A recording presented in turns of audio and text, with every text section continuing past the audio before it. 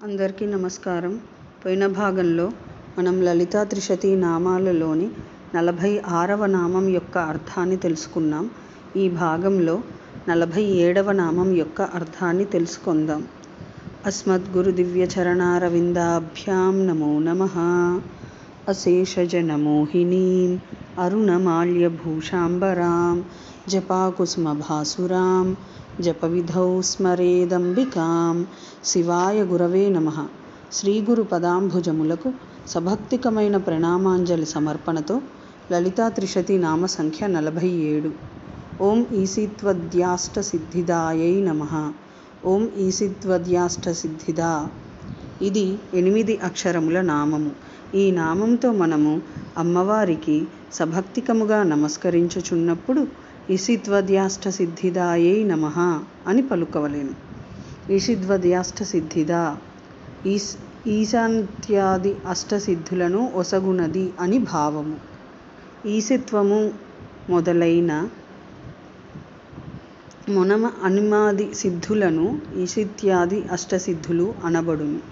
అవి అనిమ, మహిమ, లఘిమ, గరిమ, ప్రాప్తి, ఈశిత, ప్రాకామ్య, వసిత్వములు అనునవి అష్టసిద్ధులుగా పేర్కొనబడును. ఈ అష్టసిద్ధులను సాధించిన పురుషులకు వాచనీయ విషయములు అన్నీయు దూరముగా బహిర్గతములై ఉండునని అభియుక్తోక్తి వలన తెలియుచున్నది. ఆ అష్టసిద్ధులను భక్తులకు ఒసగునది కావున శ్రీ లలితా మహాత్రిపుర సుందరీ దేవి ఈశిత్వ్యాది అష్టసిద్ధిదా అని సంకీర్తనము చేయబడుచున్నది. అనిమా సిద్ధి అనగా క్షణకాలంలో అతః సూక్ష్మరూపమును పొందుట.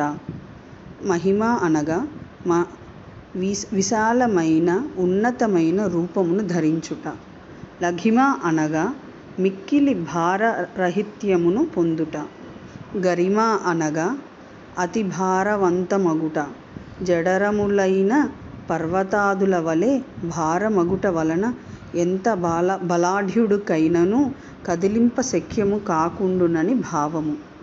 ప్రాప్తి అనగా క్షణకాలంలో విరాడ్ రూపమును అంటే సర్వజీవ స్వరూపముడు సర్వవ్యాపకుడు అయిన విష్ణుస్వరూపమును ధరించుట.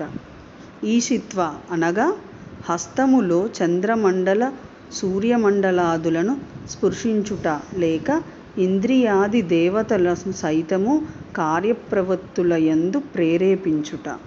ప్రాకామ్యము అనగా అప్రతిహతముగా నిరాటంకముగా కోరికలీరేడుట.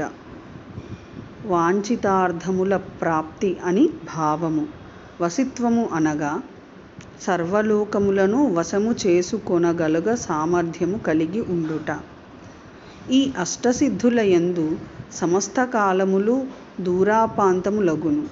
మనచే కోరబడినది కాన విషయములు కామశబ్దవాచ్యములగుచున్నవి. ఈ విషయములన్నీయు ఈశిత్వాది అష్టైశ్వర్య సిద్ధి కలిగినంతనే మన చిత్తమునకు దూరమై బహిర్గతములు అగును అనగా విషయకామమునుండదని భావము. అష్టైశ్వర్య సిద్ధుడైన వాడు విషయగత సుఖములను అనుభవించకపోయినను విషయజన్య సుఖములను అనుభవించుచున్న వాడై ఆప్తకాలమునడు భావము. ఈ పైన చెప్పిన సిద్ధులు అష్టసిద్ధులు. విశేషముగా ఈ అష్టసిద్ధులో శ్రీ లలితా మహాత్రిపుర సుందరి పరాభట్టారిక యొక్క విభిన్న శక్తులే. శ్రీ విద్యా దీక్షితులైన ఉపాసకులు శ్రీచక్రార్చనము చేయుట సాంప్రదాయము. శ్రీచక్రమందలి నవావరణ దేవతలను సృష్టి సంహార క్రమములో అర్చింతురు. ఈ అష్టసిద్ధులను యోగినీ దేవతలుగా ప్రథమావర్ణార్చనయందు అర్చింతురు. ఒక్కొక్క యోగినీ దేవతనర్చించుచు స్థానములు దిక్కులు విదిక్కులు కూడా శ్రీచక్రార్చనయందు నిర్దేశింపబడినవి. అనిమాం పశ్చిమద్వారే దక్షభాగే ప్రపూజయేత్. లఘిమాముత్తరద్వారే దక్షభాగే ప్రపూజయేత్. పూర్వద్వారే మహిమాముత్తరే పూజయేత్తతః ఈశత్వసిద్ధిర్దేవేసి దక్షిణద్వారే ప్రపూరయేత్. వసిత్వసిద్ధివామావ్యే తేనైవ క్రమతో యజేత్. ప్రాకామ్యసిద్ధిమీశానే తేనైవ క్రమతో యజేత్. ప్రాప్తసిద్ధిః సర్వకామసిద్ధిశ్చ పరమేశ్వరీ. అధోర్ధ్వక్రమరూపేణ జ్ఞాతవ్యే సురసుందరి.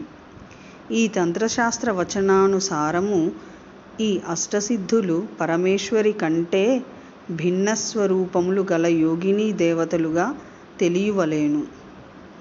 ఈక్షితీక్షణ సృష్టాండకోటీశ్వరవల్లభ ఈడితాశ్చేశ్వరార్ధాంగశరీరే షాధీదేవత. ఓం ఐం హ్రీం శ్రీం ఈశిత్వాద్యష్టసిద్ధిదాయై నమః. శివశక్తిరూపాయ నమఃశివాయ. ఓం ఐం హ్రీం శ్రీం శ్రీమాత్రే నమః. సర్వం శ్రీ సద్గురు దివ్యచరణారవిందార్పణమస్తు.